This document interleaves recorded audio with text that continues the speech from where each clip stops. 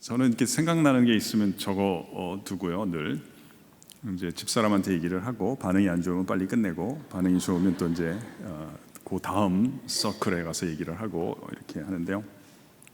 지난주 금요일에 제가 아침에 우연히 생각이 나서 적어뒀다가 지금 일주일 내내 아내에게 칭찬받는 말이 있어요. 그게 뭐냐면 천국에서 미끄러진다고 곧바로 지옥은 아니지만 지옥에서 한 걸음만 벗어나도 천국이고 낙원이 될 수 있다 하는 것입니다. 그래서 제가 얼마나 칭찬받고 있는지 몰라요. 어떻게 해서 그런 생각하게 됐느냐. 다시 한번 말씀을 드릴게요. 천국에서 미끄러진다고 지옥은 아니지만 지옥에서 한 걸음만 벗어나도 낙원이 되고 천국이 될 수 있습니다. 이것을 복음이라고 하는 것입니다. 천국을 이루기 위해서 해야 할 수없이 많은 항목들을 우리에게 알려주는 것을 율법이라고 하는 것입니다. 나의 영혼이 은총을 입어서 중한 죄짐을 벗고보니 이 세상도 슬픔도 있고 아픔도 있지만 과거도 있고 수치도 있지만 이 자리도 이 시간도 천국으로 하도다. 지옥을 살고 있지 않은 사람이 거의 없는 것입니다. 다 이렇게 멋진 분들 같지만 알고 보면 다 불쌍한 사람들, 근데 필요한 건 한 걸음이다. 한 걸음만 벗어나면 낙원이고 천국이고 더 나아가서 다른 사람에게 이 천국의 길을 주선할 수 있는 사람이 되는 것입니다. 오늘 본문에도 나옵니다만 15절에 그러므로 나는 할 수 있는 대로 여러분께도 복음을 전하고 싶습니다. 이 성경을 읽어보면 바울이 상당히 자유로운 사람이거든요. 어디 매어 있는 사람이 아닙니다. 그럼에도 불구하고 이 복음에 대해서는 일종의 집착 또는 강박관념을 갖고 있습니다.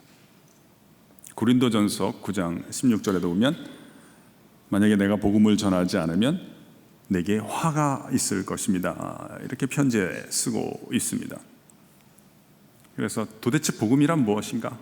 무엇이 복음이기에 이 사람은 이것을 전하는 것을 자기 일평생의 사명으로 생각했고 다른 그 어떤 것들보다도 이것을 우선적으로 생각했는가 하는 질문이 이제 제게도 있고 더 알고 싶습니다.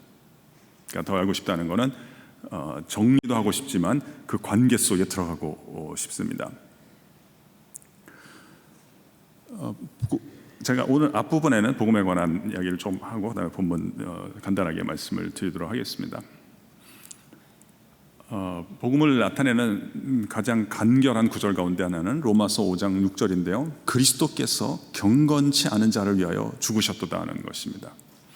그 션이라고 하는 가수가 있는데 제가 개인적으로 조금 관계가 있습니다. 이 션이 저희 서울여자대학교에 상당히 자주 와서 학생들과 대화를 하는 가운데 이제 학생들이 이제 질의응답을 하면 어떤 남자를 만나면 좋을까 이런 것도 많이 물어봅니다. 근데 션이 대답한 것 가운데 상당히 인상적인 게 자기 생각에는 이제 두 가지를 얘기하고 싶은데 하나는 사랑받아본 경험이 있으면 좋겠다. 그게 아버지의 사랑이든지 어머니의 사랑이든지 선생님의 사랑이든지 친구의 사랑이든지 하나님의 사랑이든지 사랑받아본 경험이 있는 사람이면 좋겠습니다. 그리고 두 번째는 거짓말을 하지 않았으면 좋겠습니다. 거짓말도 습관이기 때문입니다. 그런데 사실 이 두 가지가 같은 겁니다. 이 사람이 두려움 가운데 있으면 거짓말을 하고 싶어서 하는 것이 아니라 두려움 가운데 있으면 이제 거짓말을 하는 경우가 있는데요. 복음이란 뭐냐? 우리가 아직 연약할 때 그리스도께서 우리를 위하여 죽으심으로 하나님께서 우리에게 대한 나에게 대한 자신의 사랑을 확증해 주셨다는 것입니다. 내가 사랑받은 때가 언제냐?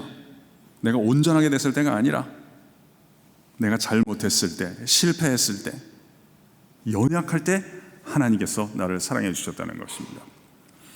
작년에 이제 막내랑 같이 자전거를 타다가 여기 앞에 동작대교가 있는데 그 옆에 반포대교가 있죠. 건너편에 그 세비섬이라는 데가 있습니다. 거기서 같이 차를 마시고 이야기를 하다가 얘가 저에게 그런 얘기를 했어요.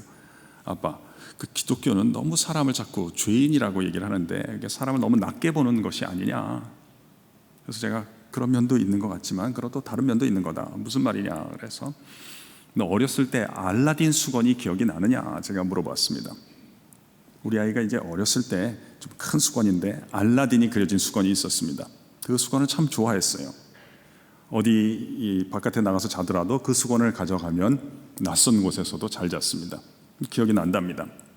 근데 너 이 수건이 더러워져서 얼룩이 묻었으니까 이제 헤어졌으니까 이제 우리가 버리고 엄마 아빠가 새 거 사줄 테니까 새 거 사자라고 우리가 제안했다면 네가 어떻게 반응했겠냐? 자기 싫어했을 거라는 거예요. 왜 그러냐? 자기가 그 수건을 좋아하고 사랑했기 때문이라는 거죠. 마찬가지다. 하나님이 너랑 나를 사랑해 주신데 우리가 잘했을 때, 굉장히 순종적일 때만 사랑해 주시는 것이 아니라 우리가 죄인이었고 엄청난 돌이킬 수 없는 잘못 가운데 있었는데도 하나님이 나를 품어주시고 사랑해 주셨다는 것은 얼마나 너나 나를 귀하게 여기셨다는 거냐. 나의 실패, 나의 잘못, 나의 허물도 나입니다. 나의 수치도 나인 것입니다. 그걸 버리고 그걸 도려내고 내가 나를 사랑할 수 없는 것입니다. 그래서 복음이란 무엇인가요? 하나님께서 세상을 이처럼 사랑하사 독생자를 주셨으니 이는 저를 믿는 자마다 멸망치 않고 영생을 얻게 하려 하심이니라. 우리 성경의 일부분을 같이 한번 따라해 보시겠습니까? 하나님께서 세상을 이처럼 사랑하사. 여기서 제일 중요한 단어는 어떤 단어일까요? 하나님 세상을 이처럼 사랑하사. 네 가지 중에 이 어른들은 뭘 여쭤보면은 이렇게 정답이 아니면 어떡하나 하는 생각이 있어서 그러셨는지 이렇게 용감하게 잘 얘기를 못 하시더라고요. 제가 우스갯소리 하나 하면 초등학교에 공개 수업이 있었답니다. 선생님이 질문하니까 모든 학생이 다 손을 들고 또 선생님이 지목을 하면 다 정답을 이야기하더랍니다. 그래서 공개 수업이 끝난 이후에 교장 선생님이 놀라가지고 야, 이 반 애들은 다 천재들만 있나요? 어쩌면 그렇게 대답을 잘하나요? 담임 선생님께서 비밀을 가르쳐 주시더래요. 교장 선생님 별거 아니에요. 제가 오늘 공개 수업 전에 학생들에게 당부를 했거든요. 니네 질문을 받거든 알건 모르건 무조건 다 손을 들어라. 근데 선생님이, 교장 선생님이 이해가 안 되는, 그러면 틀리는 학생들도 나와야 되는데 다 정답을 이야기하지 않았습니까? 진짜 비밀을 가르쳐 주더래요. 교장 선생님이 그것도 별거 아니에요. 제가 학생들에게 이렇게 얘기했거든요. 너네들 손을 들 때 아는 사람은 오른손을 들고 모르는 사람은 왼손을 들어라. 선생님은 오른손 든 사람만 시키면 되는 거니까. 우리도 그렇게 한번 해봤으면 좋겠네요. 하나님이 세상을 사랑하셨다는 것은 유신론을 얘기하는 것입니다. 일반적인 유신론은 뭐냐면 하나님이 피조물들을 만들고 지침을 주는 것입니다. 우리 부모님들이 자기 자녀들을 낳고 지침을 주는 것입니다. 지침을 잘 따라하는 자녀들이나 며느리나 사위는 상을 내리는 것입니다. 유신론적인 가족 운영인 것입니다. 근데 지침을 잘 따르지 않으면 몇 차례 경고를 하고 계속해서 경고를 잘 받아들이지 않으면 제거를 하거나 축출을 하는 것입니다. 근데 기독교는 핵심은 이처럼인 것입니다. 어떻게 하다가 하나님께서 피조물과 세상과 사랑에 빠지게 된 것입니다. 그래서 잘못했을 때 갈라디아서 2장 20절에 있는 대로 내가 그리스도와 함께 십자가에 못 박혔나니 그런즉 이제는 내가 산 것이 아니요 오직 내 안에 그리스도께서 사시는 것이라. 우리 또 성경 일부분을 따라해 볼까요? 내 안에 그리스도께서 사시는 것이라. 우리 이렇게도 한번 따라해 볼까요? 그림 안에 화가께서 사시는 것이라. 이제 내가 육체 가운데 사는 것은 나를 사랑하사 나를 위하여 자기 몸을 버리신 하나님의 아들을 믿는 믿음 안에서 사는 것이라. 이렇게 말씀하시는데요. 또 우리 성경의 일부분을 따라해 볼까요? 저는 그냥 성경을 따라하고 이렇게 생각하는 게 제일 좋은 성경 공부인 것 같아요. 그럼 이렇게 생각이 나요. 그래서 집에 가다가 이렇게 성경을 하면 생각 안 나는 분도 너무 걱정 안 하셔도 돼요. 고생하시면 다 생각이 더 잘 나게 되어 있어요. 한번 따라해 봅시다. 나를 사랑하사 나를 위하여 자기 몸을 비용으로 지불하신 하나님. 이게 이처럼이라는 말의 뜻입니다. 나에게 엄청난 가치를 두셨다는 거죠. 가치를 뒀다는 건 어떻게 할 수 있을까요? 자신의 자산 또는 존재의 일부 또는 전부를 기꺼이 비용으로 지불해서 상대방을 잃어버리기를 원치 않을 때 우리는 상대에게 가치를 뒀다는 것입니다. 내가 아직 죄인 되었을 때, 허물 가운데 있을 때 하나님께서 나를 잃어버리기를 원하지 않으셔서 그는 근본 하나님의 본체시나 하나님과 동등됨을 취할 것으로 여기지 아니하시고 오히려 자기를 비워 종의 형체를 가져 죽기까지 복종하셨으니 곧 십자가에 죽으십니다. 우리가 무언가를 사랑한다는 건 어떻게 알 수 있을까요? 사랑한다면 보통은 연애를 할 때 상대를 사랑하지 않습니다. 연애 사업을 하는 거죠. 무슨 말이에요? 데리고 다니기에 안창피한에 걸렸으면 참 좋겠다. 같이 다녔을 때 나의 가치를 상승시켜주는 인간들을 좋아하는 것입니다. 근데 정말 사랑하게 되면 어떻게 되나요? 상대를 위하여 자신을 상처받을 수 있는 상태로 내어주는 것이 사랑이라는 것입니다. 나도 50년 동안 40년 동안 살았잖아요. 그런데 내가 그를 사랑하게 되면 어떻게 돼요? 그의 고통을 느끼기 시작하는 것입니다. 하나님이 어떻게 하다가 나의 고통을, 피조물의 고통을 느끼신 것입니다. 그래서 하나님이신데 하나님 아닌 존재가 되기 시작하는 것입니다. 내가 누군가를 사랑하잖아요. 내가 50년 동안 살았지만 우리 아이의 고통을 느끼고 우리 배우자의 고통을 느끼잖아요. 이게 내게 익숙하지만 나 아닌 존재가 되기 시작하는 것입니다. 오직 사랑할 때만 가능한 것입니다. 또 좀 희한하죠? 그러면 내가 그동안 살았던 모습을 버리는데 내가 나 아닌 존재가 되는 것이 아니라 그동안 살았던 나의 모습을 내려놓은 걸 통해서 진정한 하나님이 되기 시작하는 것입니다. 하나님께서 사람의 몸을 입고 육신의 몸을 입고 찾아오셨을 때 나의 허물과 잘못까지 포함해서 나를 사랑해 주시는 과정 속에서 진정한 하나님이 되시는 그것이 복음의 내용인 것입니다. 그래서 바울은 이 복음 안에 모든 것이 있다는 것을 체험하게 된 것입니다. 그래서 고린도전서 15장 10절에 이렇게 얘기합니다. 그런즉 나의 나된 것은 무엇으로 된 것이니 하나님의 은혜로 된 것이니 내게 주신 그의 은혜가 헛되지 아니하여 내가 모든 사도보다 더 많이 수고하였으나 내가 한 것이 아니요 오직 나와 함께 하신 하나님의 은혜로라. 우리 성경의 일부분을 따라해 볼까요? 나의 나된 것은 하나님의 은혜로 된 것이니 그의 은혜가 그의 환대가 헛되지 아니하여 내가 많이 수고하였으나 하나님의 은혜로라. 그래서 이 복음적인 하나님의 이해가 오늘 우리 갖고 있는 성경의 본문이 되겠는데요. 어떻게 이 복음에 참여하게 되는가를 바울이 몇 가지를 얘기하는데 그 내용을 우리 같이 한번 간단하게 살펴보도록 하겠습니다. 제가 8절을 먼저 읽겠습니다. 먼저 내가 예수 그리스도로 말미암아 너희 모든 사람에 관하여 내 하나님께 감사함은 너희 믿음이 온 세상에 전파됨이로다. 이렇게 말씀하십니다. 우리 성경 일부분을 따라해 볼까요? 내 하나님께 감사함은 너희 믿음이 전파됨이로다.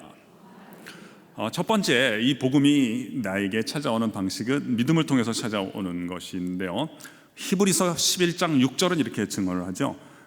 믿음이 없이는 하나님을 기쁘시게 못하나니 하나님께 나아가는 자는 반드시 그가 계신 것과 또한 그가 자기를 찾는 자들에게 상 주시는 이심을 믿어야 할지니라. 이렇게 말씀하십니다. 우리 성경의 일부분을 같이 따라해 볼까요? 믿음이 없이는 기쁘시게 못하나니. 부정문의 형태로 되어 있는데요, 우리가 긍정문으로 바꿔서 한번 따라해 보겠습니다. 나의 믿음이 하나님을 기쁘시게 합니다. 여러분, 오늘 이 아름다운 아침에 하나님을 기쁘시게 하는 사람이 되기를 원하십니까? 그런 마음의 소원이 있으시다면 꼭 믿음의 사람 되시기를 주님의 이름으로 축원합니다. 믿음이란 무엇일까요? 제가 간단하게 이제 예를 하나 들어보겠습니다.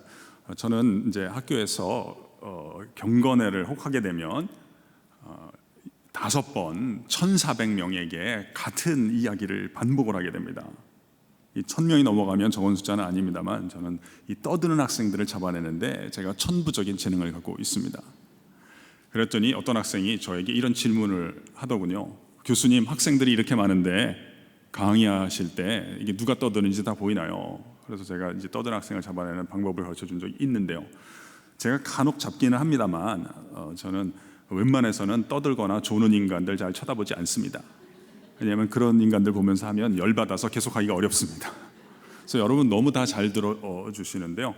이게 참 대단한 거예요. 사실 이게 얘기하는 사람은 이게 약간 흥이 있기 때문에 하는 건데, 미국 속담에 이런 말 있는 거 아세요? 설교를 하러는 바다를 건너가도 설교를 들으러는 길도 안 건너간다, 이런 말이 있어요. 여러분 너무 잘 들어주셔서 너무 하여튼 감사하는 마음이 있어요. 제가 올 때마다 하여튼 정말 다 아시는 내용일 텐데도 잘 이렇게 공감해 주시는 게 너무 감사한 거예요. 참 오히려 여러분이 더 학생보다 학생의 자세가 있다, 이런 마음이 있어서 감사해요. 저는 이렇게 학생의 자세가 중요하다고 보는데 우리 학생들은 학생의 자세가 없어요. 다 교수의 자세를 갖고 와요. 제가 본 학생 가운데 제일 심했던 학생은 총장의 자세를 갖고 등교하는 학생도 봤어요. 제가 어떻게 알았냐면 제가 지나가는데 이 친구가 자기 옆에 친구한테 얘기하더라고요. 저 교수는 잘라버려야 된다는 거예요. 근데 여러분이야말로 정말 학생의 자세가 있어서 제가 존경하는 마음이 있어요. 근데 우리가 친해졌다고 이런 농담해도 되는지 제가 미움받지 않을까 모르겠는데, 이게 물론 아주 약간의 아쉬움은 있는 거예요. 학교 다닐 때 저러셨으면 많은 것들이 달라졌을 텐데 하는 생각이죠. 뭐 지금도 늦지 않은 거니까. 그런데 이제 제가 대중적으로 하면은 실은 다 쳐다보는 게 아니라 그 중에 더 잘 들어주시는 친구들 또는 그런 분들이 계세요. 그런 친구들하고 이제 눈을 맞추면서 하는 것인데요. 그리고 제가 처음에 할 때는 잘 안 떠들어요. 근데 이제 나중에 이제 떠드는데, 제 방법은 떠든 학생을 제가 안 보니까 떠들 학생을 미리 찍어두는 것입니다. 그냥 안 떠들어도요, 떠들 것 같은 학생들이 보입니다. 제 눈에는 쟤는 떠들 것이다 하면 그 학생들은 결코 저의 기대에 어긋나지를 않아요.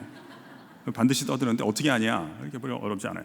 떠들 학생들은 곧바로 떠드는 것이 아니고요, 떠들기 전에 어떠한 특징적인 모습을 미리 보여줍니다. 여러분, 영화에만 예고편이 있는 것이 아닙니다. 인생에도 다 예고편이 있어요. 하나님이 우리를 부르신다는 걸 우리가 지난주에 살펴봤는데요, 우리를 고용하시는데 세 번째 소명이 있어서는 이 고용이 수명이 긴 고용이거든요. 이 기독교의 핵심은 뭐 생명 사랑이 있는 게 아니라 수명이 긴이라고 하는 형용사에 있는 거예요. 이게 우리가 부모님이 달라요. 그러니까 유전자가 다르단 말이에요. 어린 시절부터 환경도 달라요. 아픔과 상처가 달라요. 다 지옥을 사는데 지옥의 형태가 다르단 말이에요. 그럼에도 불구하고 이건 7, 80년이고 더 영원히 봤을 때 상응하는 면이 있는 거예요.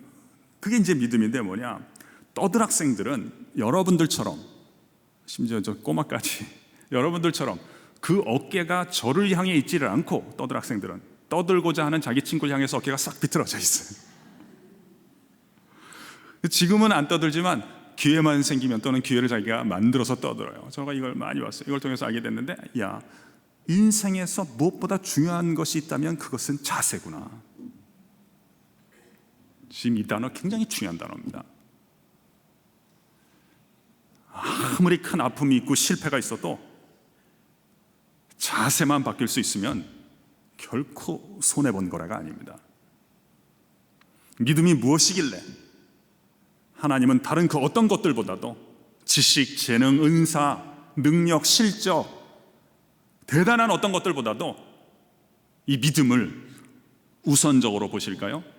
성경에 따르면 믿음이란 하나님을 향한 내 영혼의 바른 자세인 것입니다.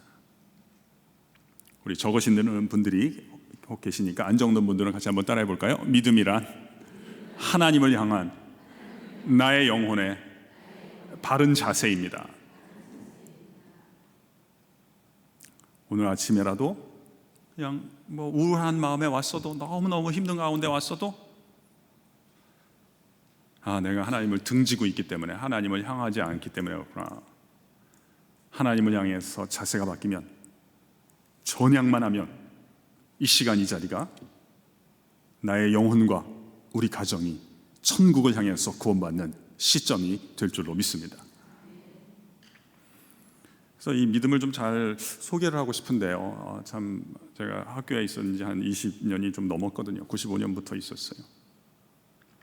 옛날에는 기독교에 대해서 학생들이 무관심했어요. 근데 요즘은 적대적이에요. 그래서 참 쉽지가 않습니다. 호의가 호의로 해석되지 않습니다. 그래서 하여튼 쉽지 않은데요. 그래도 뭐 할 수 있는 걸 하는 수밖에 없습니다. 그 예수님이 십자가 달리실 때 옆에 이제 강도가 하나 있었지 않습니까? 이제 몇 시간 뒤에 운명을 하는데 이제 후회스러운 인생이지만 예수님 보고 이렇게 질문 겸 당부를 한 기록이 있습니다. 혹시 당신이 하늘나라에 이를 때 저같이 인생이 후회뿐인 사람도 기억을 해줄 수 있겠습니까? 그때 예수님께서 아무도 오해할 수 없도록 확증을 해주셨습니다. 내가 진실로 진실로 너에게 이르노니 내가 오늘 나와 함께 낙원에 있으리라. 한 걸음만 나와도 하늘나라다. 그래서 제가 이 얘기를 하고 학생들에게 뭐 여러분이 싫어하니까 어쩔 수 없고 그냥 멋대로 사시고 너네 멋대로 살아라. 죽기 하루 전에라도 꼭 믿어라. 성경에 보면 그래도 구원받는다고 나와 있다. 어디 가서 뭐 내가 그랬다는 얘기를 할 필요 없고 하여튼 죽기 하루 전에라도 꼭 믿어라. 제가 이런 얘기를 실제로 하고 지난 겨울에 어떤 청년들 수련회에서 이런 얘기를 한다고 말을 했습니다. 그랬더니 어떤 학생이 질문을 하기를 교수님 그러면 굳이 일찍 믿어야 될 이유가 어디 있냐는 거예요. 그래서 대답을 잘 못하겠더라고요. 저는 뭐 굳이 뭘 해야 되느냐 이런 거는 잘 대답을 못해요. 굳이 공부해야 되나요? 굳이 뭐 대학 가야 되나요? 뭐 어떻게 해야 되나요? 잘 대답을 못해요. 굳이 해야 될 이유가 있는 게 제가 본 이 세상에 별로 없더라고요. 그래서 제가 그건 잘 모르겠습니다. 근데 그 질문은 대답을 못하겠고 혹시 일찍부터 믿기 시작한다면 어떠한 혜택을 누릴 수 있는가? 그건 제가 간단하게 대답을 할 수 있겠는데요. 그랬더니 그 학생이 불쌍해 보이는지 그냥 그렇게 하라 그러더라고요. 그래서 혹시 일찍 믿게 되면 어떤 혜택을 누리게 되냐면 너나 나나 우리가 시작하지도 않았고 이제 와서 멈출 수도 없는 어떤 흐름에 예속되어 있는 존재일 텐데 나도 실은 우리 집 내가 선택해서 태어난 거 아니다. 우리가 시작하지도 않았고 또 이제 와서 지금 온갖 관계에 얽혀 있는데 멈추기도 어렵습니다. 물론 뭐 어떤 극단적인 조치를 취하는 방법이 있습니다만 그게 끝이라는 보장도 없어요. 시작도 안 했고 이제 와서 멈출 수도 없는 어떤 흐름에 예속되어 있을 텐데 나의 허물과 잘못까지 포함해서 나를 진정으로 사랑해 주신 그분의 사랑을 경험하기 시작하면 과거와 실패의 메인바에서 풀어지는 자유를 경험할 수 있도록 도와주시고 혹시 너를 만나는 사람마다 이러한 자유함의 경험을 하는데 하나님께서 혹시 우리 인생을 고용해 주시지 않겠나 싶다. 고린도후서 3장 17절이죠. 주는 영이시니 주의 영이 계신 곳에는 자유함이 있느니라. 하나님이 지금 이 자리에도 살아계시는 줄로 믿습니다. 말씀이 곧 우리 하나님이신 줄로 믿습니다. 말씀을 수입 또는 인격적으로 대하기 원하시는 분들은 영접해서 이 한 걸음만 벗어나도 천국에서 미끄러진다고 지옥은 아니지만 지옥의 현실에서 한 걸음만 벗어나도 하늘나라로 가는 여정으로 이끌어 주실 줄로 믿습니다. 두 번째는요, 두 번째, 세 번째를 같이 말씀드리겠는데요. 다시 한번 성경 일부분을 따라해볼까요? 내 하나님께 감사함은 9절 내가 그의 아들의 복음 안에서 내 심령으로 섬기는 하나님이 나의 증인이 되시거냐 항상 내 기도에 쉬지 않고 너희를 말하며 10절 어떻게 하든지 이제 하나님의 뜻 안에서 너희에게로 나아갈 좋은 길 얻기를 구하노라 말씀하시는데요. 우리 성경 일부분을 또 같이 한번 우리가 따라해 보겠습니다. 하나님의 뜻 안에서 좋은 길 얻기를 구하노라. 네. 두 번째, 세 번째를 같이 말씀을 드리고 싶은데요. 이 복음으로 내게 찾아오신 하나님과 연결된 것, 첫 번째는 믿음인데요. 두 번째, 세 번째는 감사고 세 번째는 기대인 것입니다. 저는 개인적으로 믿음은 감사와 기대다라는 생각을 한 22년 전부터 하고 너무 혜택을 많이 받고 있습니다. 믿음은 감사와 기대다. 각각 정의를 말씀을 드릴게요. 감사는 뭐냐? 내가 받은 것을 받았다고 말을 하는 것을 감사라고 우리가 부르고요. 앞으로 받을 것을 받을 것이라고 그려보는 것을 우리가 기대라고 부를 수 있겠습니다. 그래서 믿음은 감사와 기대다. 이게 제 세계관 또는 인생관 가운데 하나입니다. 또 뭐 적는 분들 시간 여유를 드릴게요. 안정도만 따라해 볼까요? 감사란 받은 것을 받았다고 말하는 것입니다. 기대란 받을 것을 받을 것이라고 그려보는 것입니다. 제가 예전에 어떤 모임 가서 이 정의를 말씀을 드렸어요. 그랬더니 어떤 분이 저에게 연락을 주셨어요. 본인은 이 제 정의를 듣는 순간 인생관이 바뀌게 되었노라고 연락을 해주셨어요. 그래서 제가 여쭤보았죠. 어떻게 바뀌셨나요? 제 얘기를 듣기 전에는 감사하는 사람은 착한 사람이고 감사를 하지 않는 사람은 보통 사람이다, 이렇게 생각을 하셨답니다. 근데 저의 이야기를 듣는 순간 감사를 하는 사람이 오히려 보통 사람이고 감사를 하지 않는 사람은 죽일 놈이다, 이런 생각이 들기 시작했대요. 저는 일리가 있다고 생각했어요. 감사는 대단한 행동이 아니라 당연한 반응이다 라고 이분이 이야기를 하는 것 같아요. 그 일리가 있잖아요. 받은 것을 받았다고 얘기하는 거니까. 우리가 일이 잘 안 풀릴 때는 인생에 비법이 있을 거라고 자꾸 생각하기가 쉽습니다. 나는 그 방법을 모르는데 그 비법을 배워야 될 텐데, 또 가르쳐 준다고 하는 사람이 있으면 그걸 어떻게 사려고 한다든지 알려고 합니다. 그래서 어려울 때 제일 문제는 마지막은 사기꾼의 먹잇감이 되기가 또 쉽게 되는데요. 근데 제가 보기에는 인생에는 비법이 따로 있기보다는 당연한 일에 무수한 횟수를 더할 때 당연치 않은 결과가 찾아오는 게임이 인생이 아닌가라고 저는 더 생각을 하는 편입니다.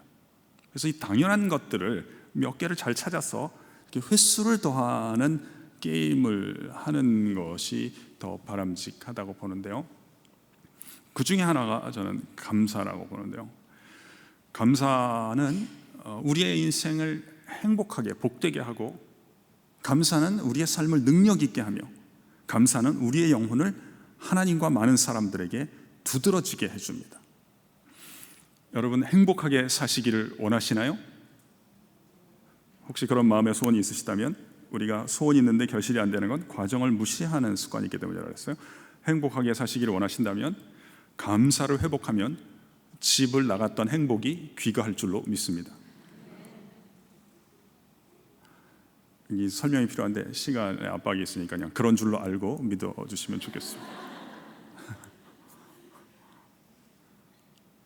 감사는 우리의 삶을 능력 있게 만들어줍니다. 혹시 말 잘하기 원하시나요? 내 귀에 들리는 말들이 선명하게 들리면 됩니다. 책을 읽을 때나 누군가의 메시지를 들을 때 선명하게 들려서 백지를 누가 내밀었을 때 내가 그걸 옮길 수 있으면 됩니다. 옮길 수 있으면 그 다음에는 주변 사람 몇몇 사람한테 얘기해보고, 반응이 안 좋으면 빨리 끝내고, 반응이 좋으면 횟수를 더하고, 또 많이 하다가 보면 동일한 문장에 대해서도 앞부분은 반응이 안 좋고 뒷부분은 반응이 좋으면 앞부분은 그만 얘기하고 뒷부분은 2배로 늘려서 하고, 이걸 계속 하시면 됩니다. 그러니까 능력은 내가 만들어내는 것이 아니라 감사를 더할 때 은사가 개발이 된다고 볼 수 있습니다. 그러니까 너무 원리를 얘기하는 것보다 제가 그냥 우스갯소리 하나로 대신할게요. 제가 채점을 하는데, 제가 여학교에 있잖아요. 여학생들이 남학생들이랑 조금 다릅니다. 제가 채점을 하는데 거의 못 썼습니다. 그럼 어쩔 수 없이 F를 줘야 되는데 이 여학생이 애교가 있더군요. 뭐라고 썼는데 보니까 답안은 아니었습니다.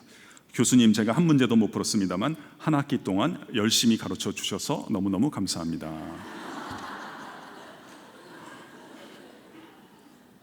이런 기분 나쁜 건 아닌데 어찌할 바 없는 이런 당혹스러운 순간을 자주 만나게 됩니다. 이게 여학교에 있는 것의 축복이라고 봐야 될지 짐이라고 봐야 될지 모르겠어요. 그래서 제가 고민을 하다가 그냥 F를 주고 말았습니다만, 마음 같아서는 좀 점수를 주고 싶었습니다만 또 다른 원리가 있었기 때문에 어쩔 수가 없었어요. 또 다른 원리는 뭡니까? 감사한 건 잘한 거죠. 그러나 감사는 구체적이어야 한다는 것이죠. 추상적인 감사는 무효입니다. 그러니까 예를 들면 제가 자주 내는 시험이 있거든요. 하나님의 섭리에 대해서 쓰세요. 교수님 너무 잘 배웠습니다. 훌륭한 가르침이었네요. 끝. 이러고 나가면 점수가 안 나가는 것입니다. 하나님의 섭리에는 하나님께서 오늘까지 나의 삶을 지켜주신 보존의 섭리, 많은 것들이 다 나를 떠나는데, 시련이라고 하는 게 내 거라고 생각했는데 내 허락 안 받고 다 나를 떠나는 거 우리가 보통 시련이라고 부르는데, 뭐 건강이건 이웃이건 돈이건 간에 많은 것들이 다 나를 떠나버렸는데 하나님께서 나를 떠나지 아니하시고 나와 함께 해주셨던 동행의 섭리. 또 이제 문제가 생길 때 가장 큰 문제 중에 하나는, 우리는 호주머니에 있는 게 뭐 사라지는 거 자꾸 문제라고 생각하는데, 옷 자체도 내 것이 아니었는데 호주머니가 내 것이라고 생각하는 것 자체가 정신병의 일종이라고 봐야 되고요. 문제는 내 안에서 일어나는 판단력이 흐려진다는 거거든요. 많은 걸 잃어버린 것 같지만 아직 많은 것이 남아있는데, 이런 것들을 어디에 놓아야 되는가, 어떤 기초 위에 다시 쌓아야 되는가를 모르는데요, 그때 나의 삶을 이끌어 주셨던 인도함의 섭리가 있습니다. 이렇게 제가 가르쳐 준 대로만 쓰고 나가도 평균 이상의 점수는 줍니다. 근데 집에 가서 생각했더니 이러한 것들이 깨달아졌고, 저희 집안이 좀 어려웠는데 적용을 했더니 이러한 결실이 있었습니다. 이렇게 제가 쓰고 나가면 제일 좋은 점수를 줍니다. 그런데 우리는 왜 감사가 추상적일까요? 어떤 분들은 고맙다는 얘기를 하는데 뭐가 고마운지 모르겠어요. 그냥 말 습관인 것 같아요. 우리가 혜택을 받지 못해서 그럴까요? 그게 아니라 받은 바 은혜와 축복을 헤아리는 능력이 있는 사람만이 구체적으로 감사를 할 수 있는 것입니다.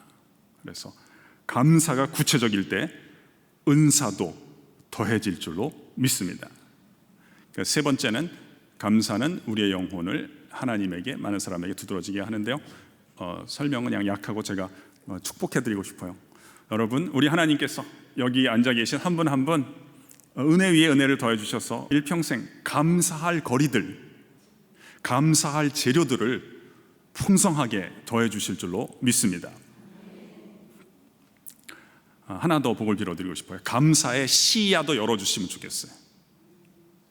하나님 앞에 더 가까이 나올 때마다, 성령의 조명을 받을 때마다 아픔이라고 생각하고 실패라고 생각했는데, 이것도 얼마나 내 하나님께 더 가까이 가고 그 하나님의 사랑을 받을 수 있는 계기가 될 수 있는지, 감사의 시야도 열어줄 수 있기를 주님의 이름으로 축원합니다. 하나 더 축복을 해드리면, 어떤 분들은 고마운 마음이 있는데 이게 입술에 고백이 잘 안 열리는 분들이 있는데, 감사의 고백도 기도할 때마다 여러분 이 축복을 좀 받으시는 것도 참 추천해드리고 싶은데요, 30분 기도하시면 반 이상, 15분 이상 감사의 기도를 하실 수 있기를 주의 이름으로 축원합니다. 아무것도 염려하지 말고 다만 모든 일에 기도와 간구로 너희 구할 것을 감사함으로 하나님께 아뢰라. 그리하면 모든 지각에 뛰어난 하나님의 평강이 그리스도 예수 안에서 너희 마음과 생각을 지키시리라. 아멘. 마지막으로 네 번째 말씀드리고 매듭을 짓도록 하겠습니다. 9절에 이런 내용이 있는데 한번 따라해 볼까요? 내 기도에 너희를 말하며. 네 번째는 나의 염려를 기도 제목으로 바꾸는 길이다라고 볼 수 있겠습니다. 한번 따라해 보시겠습니까? 나의 염려를 기도 제목으로 바꾸자. 네, 여러분 짧은 말입니다만 이 말씀에 순종하시면 앞으로 이 말씀이 여러분의 인생을 보호해 줄 것입니다. 다시 한번 따라해 볼까요? 나의 염려를 기도 제목으로 바꾸자. 우리 예배당 들어오실 때 있잖아요, 저 문을 우리가 중요한 문으로 생각하고 통과하면 좋겠어요. 이 문을 통과하는 순간 나의 걱정이나 근심, 염려가 기도 제목으로 바뀌는 자리에 내가 지금 들어가고 있다. 이러한 자세로 여러분의 신앙을 실행을 하시는, 여러분의 신앙의 횟수를 더하시는 영혼의 축복을 꼭 받으시기를 바랍니다. 원래는 이제 조금 전에 제가 인용한 빌립보서 4장 6절 7절에 따르면 염려하지 않고 기도를 하는 습관을 들입시다, 이렇게 제가 설교를 해야 되는데 제가 좀 수정을 한 겁니다. 저는 제가 해보고 잘 안 되는 건 제가 설교를 잘 안 하거든요. 그래서 제가 설교 주제가 몇 개가 안 돼요. 대부분이 다 안 되기 때문에. 제가 염려하지 않고 기도하려고 그랬는데요, 이게 잘 안 되더라고요. 제가 솔직히 고백하면 제가 염려하지 않고 기도하려고 그랬더니 제게 어떤 일이 일어난 줄 아세요? 염려가 하나 더 생기더라고요. 어떻게 하면 염려하지 않을 것인가. 그래서 나는 하여튼 끝없이 어떻게 내가 해보려고 하는 인간이구나. 하다가 안 돼갖고 그냥 저는 염려는 염려대로 합니다. 대신에 이제 예배당에 나올 때 하나님의 임재가 감지가 되는 곳에 제가 들어갈 때 염려를 기도 제목으로 바꾸자 하는 것으로 바꿨는데요, 찰스 스펄전의 설교 중에 제가 세 문장을 한번 직접 인용을 해보겠습니다. 사람이 자신의 머리카락 숫자는 능히 헤아릴지언정 자신의 염려의 숫자는 결코 헤아릴 수가 없을 것이다. 이렇게 우리의 염려의 숫자가 많고 또 다양하다면 우리의 기도의 숫자도 역시 많고 다양해져야 한다. 마치 연금술사들이 모래에서 금을 캐어내듯이 모든 신앙인들은 염려 가운데서 기도를 캐어내는 기도의 연금술사들이 되어야 한다. 참, 대단하죠. 이 정도 되면 설교도 예술이라고 봐야 됩니다. 너무 대단해요, 스펄전은. 여러분 혹시 책 가운데 개나리는 근심하지 않는다라는 책을 아시나요? 책의 이름만 아시는 것도 교양이라고 볼 수 있는데, 근데 아마 잘 모르실 거예요. 왜냐하면 제가 쓴 책이기 때문에 아마 여러분 잘 모르실 거예요. 제가 예전에 교종에 산책을 하다가 개나리는 염려하지 않는구나. 그래서 도움이 됐어요. 그래서 제가 집에 가서 이제 아내한테 얘기를 했거든요. 제가 이제 생각나면 꼭 얘기하니까, 여보 오늘 내가 산책을 하는데 개나리는 근심하지 않더라. 그러니까 제 아내가 감동을 받더라고요. 멋있다는 거예요. 그래서 저도 기분이 좋아서 몇 마디 더 하려고 했어요. 그런데 이 사람이 됐으니까 그만 얘기하라는 거예요. 왜 그만 얘기하라는가 봤더니 제가 그런 것을 모아서 책을 쓰는 것을 아니까 자꾸 둘이 이야기만 하고 끝을 내니까 없어지는 게 너무 많다는 거예요. 먼저 컴퓨터에 가서 빨리 적어두고 오라 그러더라고요. 그래서 제가 순종하는 마음으로 이제 적어두고 왔죠. 적어두고 왔더니 이 사람이 또 묻는 거예요. 그 얘기가 개나리가 멋은 있는데 어떻게 아니에요? 개나리가 염려를 하는지 또는 염려를 안 하는지. 제가 딱히 대답할 말이 없잖아요. 생각나는 대로 얘기했어요. 보면 모르냐. 만약에 개나리가 염려하면 그 색깔이 나오겠냐. 만약 염려했다면 생각해봐라. 그 결과를 보고 우리가 과정을 유추할 수밖에 없는 건데, 염려했다면 우중충한 색깔이 나오지 않았겠냐. 근데 얘기를 해놓고 보니까 제가 듣기에도 괜찮은 얘기인 거예요. 어떤 얘기는요, 저도 해놓고 처음 듣는 얘기가 많습니다. 그래서 빨리 적어두고 해야 되는 건데요, 그때 저는 우연치 않게 했던 얘기 덕에 제가 그때까지 갖고 있었던 오해를 또 시정하는 계기를 얻게 됐거든요. 제가 조금이라도 더 배운 게 있다면 제가 갖고 있는 게 다 틀린 거였는데 시정된 경험이 조금 더 있어서 그런 거예요. 저는 그 이전까지는 누군가 또는 뭔가가 밝다고 하는 것은 빛을 발산하는 것이라고 생각을 했어요. 근데 이게 성경적인 존재론이 아니구나 하는 생각을 하게 됐어요. 저는 태양도 빛을 발산한다고 보지 않아요. 하나님이 그냥 창고에 좀 저장해 놓은 걸 갖다가 일시적으로, 우리한테는 굉장히 긴 시간이지만 그 방출하는 것이라고 보거든요. 그러니까 사람이 밝다고 하는 것은 빛이 반사되고 옮겨지고 유통이 되는 것이라고 봐야 되겠구나 하는 생각을 하게 된 거예요. 이게 원리인가 볼까요? 여러분 한번 저를 보세요. 제가 얼굴이 밝습니까? 안 밝습니까? 당연히 박정희 조명 아래 있으니까 그런 거죠. 근데 여러분이 더 대단하시네. 뭐 처음 왔을 때부터도 아름다운 분들이 많으셨습니다만 그 몇 분 사이에 얼굴이 환해지시고 품격 있게 아름다워진 분들이 많이 계세요. 그 잠언 31장 30절이 많이 이루어졌으면 좋겠어요. 고운 것도 거짓되고 아름다운 것도 헛되나 오직 여호와를 경외하는 여자는 칭찬을 받을 것이라. 이게 저의 다음 주 설교 본문이기도 합니다만, 그래서 제가 학생들에게 그런 얘기해요. 그 잘생긴 사람이랑 결혼하지 마라. 다 얼굴값 한다. 쓸데없는 짓이다. 이 결혼할 생각이 있으면, 결혼 꼭 해야 되는 건 아니니까, 결혼할 생각이 있으면 얼마나 오래 살 것인가를 먼저 결정을 하자. 석 달 살고 헤어질 거라면 지금 데리고 다니기에 안 창피한 애가 나올 수도 있다.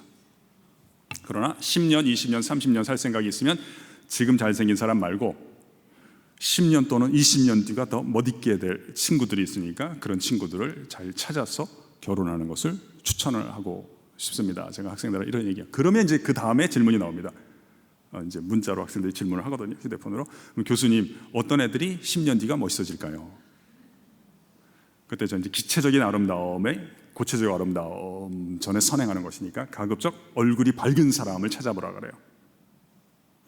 얼굴이 어두운 사람은 집안 어딘가에 문제나 염려거리가 있는 사람일 가능성이 매우 높다. 제 말을 오해하시면 안 됩니다. 제가 어두운 것을 문제 삼는 것입니다. 까만 것을 문제 삼는 것이 아닙니다. 그 색깔 갖고 뭐라 하면 안 됩니다. 특별히 집안 형편이 좀 어려운 것 같은데도 얼굴이 밝은 애들이 있으면 잘 주목해 보는 것도 괜찮다. 잘하면 대박이 터질 가능성이 있는 거다. 특별히 그를 더 잘 알기 원하면 약간 언짢거나 손해 볼 때 어떻게 나오는가를 받으면 그것도 도움이 될 수 있다. 그걸 우리가 이제 다 이름이 있는 거다. 성품이라고 하는 거다. 손실과 상처까지 포함해서 내게 찾아오는 누군가를 사랑해 줄 수 있는 것. 그래서 복음은 하나님의 명령에 관한 얘기가 아니라 하나님의 성품에 관한 이야기인 것입니다.